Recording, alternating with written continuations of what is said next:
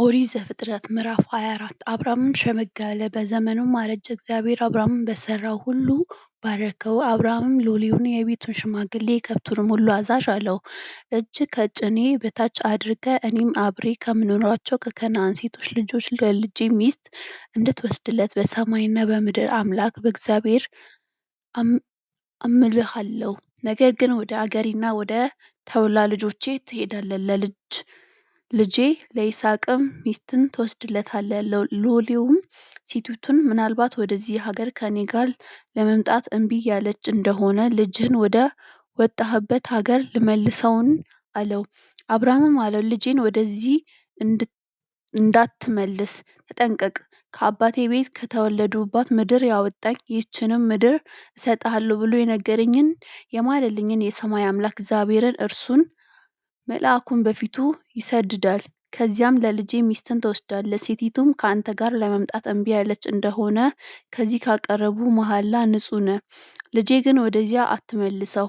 ሎሌውም ከጌታው ከአብርሃም ጭን በታች እጁን አደረገ፣ ስለዚህም ነገር ማለለት። ሎሌውም ከጌታው ግመሎች መካከል 10 ግመሎችን ወሰደ። ከጌታውም ዕቃ መልካም መልካሙን ይዞ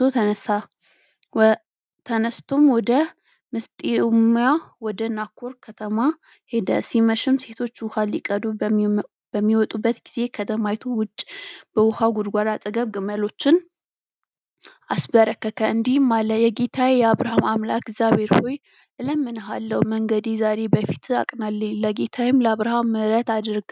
እነሆ በዚህ የውኃ ምንጭ አጠገብ እኔ ቆሜአለሁ። የዚህች ከተማ ሴቶች ልጆች ውኃውን ሊቀዱ ይመጣሉ። ውኃ እጠጣ ዘንድ እንስራሽን አዘንብኝ የምላት እርሷም አንተ ጠጣ ግመሎቹም ደግሞ አጠጣለሁ የምትለኝ ቆንጆ እርሷ ለባሪያህ ለይስሐቅ ያዘጋጃት ትሁን። በዚህ ለጌታዬ ምሕረት እንዳደረገ አውቃለሁ። ይህን መናገሩንም ሳይፈጽም እነሆ ሚልካ የወለደችው የባቱኤል ልጅ ርብቃ እንስራዋን በጫንቃዋ ተሸክማ ወጣች። ሚልካም የአብርሃም ወንድም የናኮር ሚስት ናት። ብላቴናይቱም መልክዋ እጅግ ያማረ ወንድ የማያውቃት ድንግልም ነበረች። ወደ ምንጭም ወረደች፣ እርሷም ሞላች። ተመልሳም ወጣች። ሌላውንም ሊገናኛት ሮጠ። ከእንስራሽ ጥቂት ውኃ ታጠጪኝ ዘንድ እለምንሻለሁ አላት። እርሷም ጌታዬ ሆይ ጠጣ አለችው። ፈጥናም እንስራዋን በእጇ አውርዳ አጠጣቸው። እርሱም ካጠጣች በኋላ ለግመሎች ደግሞ ሁሉም እስኪረኩ ድረስ ውኃ እቀዳለሁ አለች። ፈጥናም ውኃውን ከእንስራዋ በማጠጫው ውስጥ ገለበጠች። ደግሞም ልትቀዳ ወደ ጉድጓድ ሮጠች፣ ለግመሎቹም ሁሉ ውኃ ቀዳች። ሰውየውም ትክ ብሎ ይመለከታት ነበር። እግዚአብሔር መንገዱን አቅንቶለት እንደሆነ ወይም እንዳልሆነ ለማወቅ ዝም አለ። ግመሎቹንም ከጠጡ በኋላ እንዲህ ሆነ፣ ሰውየው ግማሽ ስቅል የሚመዝን የወርቅ ቀለበት፣ ለእጆቿ 10 ስቅል የሚመዝን ጥንድ የወርቅ አምባር አወጣ። እንዲህም አላት፣ አንቺ የማን ልጅ ነሽ? እስኪ ንገሪኝ፣ በአባትሽ ቤት የምናድርበት ስፍራ ይገኛል? አለችው። እኔ ሚልካ ለናኮር የወለደችው የባቱኤል ልጅ ነኝ። በእኛ ዘንድ ገለባና ገፈራ የሚበቃ ያህል አለ፣ ለማደሪያ ደግሞ ስፍራ አለን። ሰውየውም አጎነበሰ፣ ለእግዚአብሔርም ሰገደ፣ እንዲህም አለ፣ ቸርነቱንና እውነቱን ከጌታዬ ላራቀ የጌታዬ የአብርሃም አምላክ እግዚአብሔር ይመስገን። እኔ በመንገድ ሳለሁ እግዚአብሔር ወደ ጌታዬ ወንድሞች ቤት መራኝ።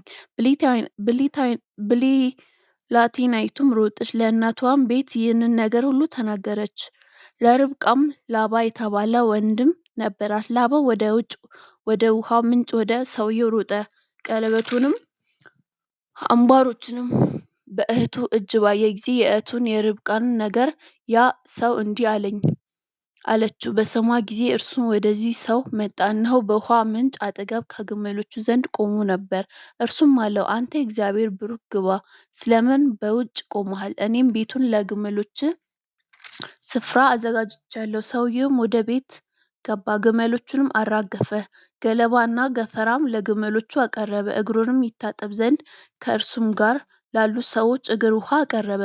መብልንም በፊቱ አቀረበለት። እርሱ ግን ነገሬን እስክናገር ድረስ አልበላም አለ። እርሱም ተናገር አለው።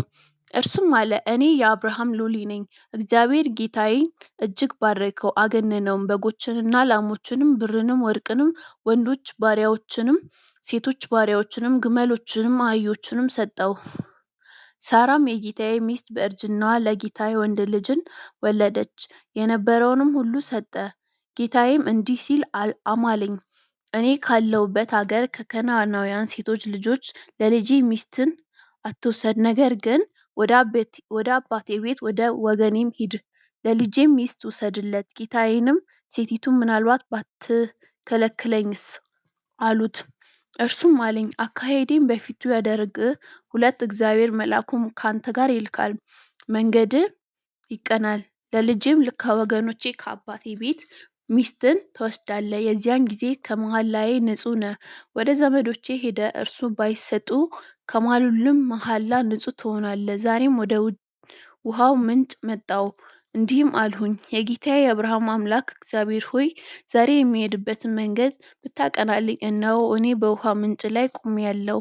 ውሃ ልትቀዳ ለምትመጣ ቆንጆዬ ጥቂት ውሃ ከእንስራሽ አጠጪኝ ስላት፣ እርሷም ካንተ ጠጣ፣ ደግሞም ለግመሎችህ እቀዳለሁ የምትለኝ እግዚአብሔር ለጌታዬ ልጅ ያዘጋጃት ሴት እርሷ ትሁን። እኔም የልቤን መናገር ገና ሳልፈጽም እነሆ ርብቃ እንስራዋን በትከሻዋ ተሸክማ ወጣች፣ ወደ ምንጭም ወርዳ ውሃ ቀዳች። እኔም እስኪ አጠጪኝ አልኋት። ፈጥናም እንስራዋን ከጫንቃዋ አወረደችና አንተ ጠጣ፣ ግመሎችንም ደግሞ አጠጣለሁ አለች። እኔም ጠጣሁ፣ ግመሎቼንም ደግሞ አጠጣች። እኔም ላንቺ የማን ልጅ ነሽ ብዬ ጠየቅኳት። እርሷም ሚልካ ለናኮር የወለደችለት የባቱኤል ልጅ ነኝ አለች። ቀለበትም አደረጉላት፣ ለእጆቿም አምባሮች አደረጉላት፣ በግንባሬም አጎነበሱ፣ ለእግዚአብሔር ሰገዱ። የጌታዬ ተሰሩ እንደሆነ ንገሩኝ፣ ይህም ባይሆን ንገሩኝ፣ ወደ ቀኝ ወደ ግራም እል ዘንድ። ላባ ባቱኤልም መለሱ እንዲህም አለ፣ ነገሩ ከእግዚአብሔር ዘንድ መጥቷል፣ ክፉም በጎም ልንመልስልህ አንችልም። ርብቃ እንኋት በፊትህ ናት፣ ይዘሃት ሂድ፣ እግዚአብሔር እንደተናገረ ለጌታህም ልጅ ሚስት ትሁን። የአብርሃምም ሎሌ ነገራቸው። በሰማ ጊዜ ወደ ምድር ወድቆ ለእግዚአብሔር ሰገደ። ሎሌውም የብርና የወርቅ ጌጥ ልብስ አወጣ፣ ለርብቃም ሰጣት። የከበረ ስጦታንም ለወንድሟና ለእናቷ አቀረበ። እርሱም ከእርሱም ጋር ያሉት በሉ ጠጡም፣ ከዚያም አደሩ። ማልደውም ተነሱ፣ ወደ ጌታ እሄድ ዘንድ አሰናብቱኝ አላቸው። ወንድሟን እናቷም ብላቴናይቱም 10 ቀን ያህል እንኳን ከእኛ ዘንድ ትቀመጥ፣ ከዚያም በኋላ ትሄዳለች አሉ። እርሷም እግዚአብሔር መንገዴን አቅንቶልኛልና አታዘግዩኝ፣ ወደ ጌታዬ እሄድ ዘንድ አሰናብቱኝ አለች። እነርሱም ብላቴናይቱን እንጥራና ከአፏ እንጠይቅ አሉ። ርብቃንም ጠርተው ከዚህ ሰው ጋር ትሄጃለሽ አሏት።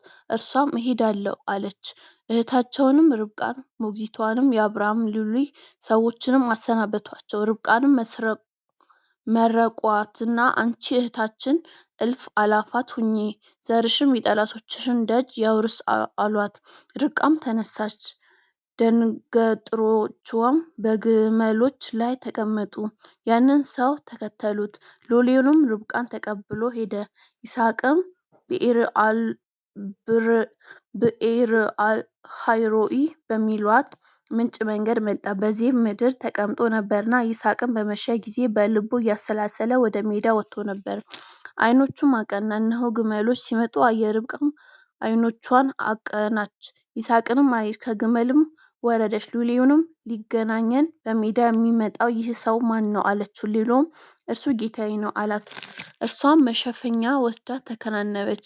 ሎሌውንም ያደረገውን ነገር ሁሉ ለይስሐቅ ነገረው። ይስሐቅም ወደ እናቱ ወደ ሳራ ድንኳን አገባት፣ ርብቃንም ወሰዳት፣ ሚስትም ሆነችው፣ ወደዳትም። ይስሐቅም ከእናቱ ሞት ተጽናና።